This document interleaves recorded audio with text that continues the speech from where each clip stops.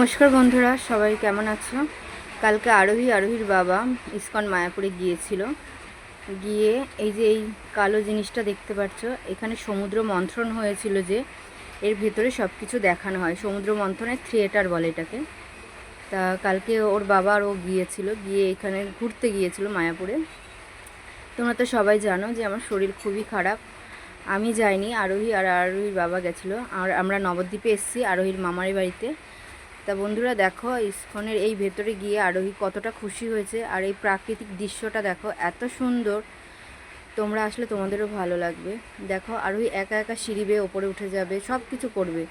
মানে ও এতই খুশি হয়েছে, কেন বাড়িতে তো খোলামেলা এরকম পরিবেশ পায় না, একা একা পরিবেশে থেকে অভ্যস্ত।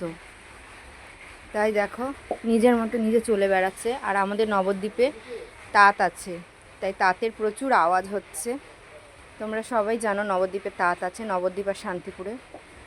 দেখো একা একাই ঘুরে বেড়াচ্ছে, চারিদিকে তাঁতের আওয়াজ।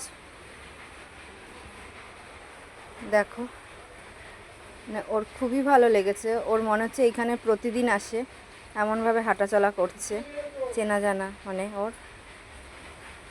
এখান থেকে ঘুরে গিয়ে আবার আইসক্রিমের দোকানে গেছে, কোন আইসক্রিম নেবে ভেবেই পাচ্ছে না। তা বন্ধুরা, ভিডিওটা এখানেই শেষ করলাম। ভালো লাগলে একটা লাইক দিয়ে দিও। নমস্কার বন্ধুরা।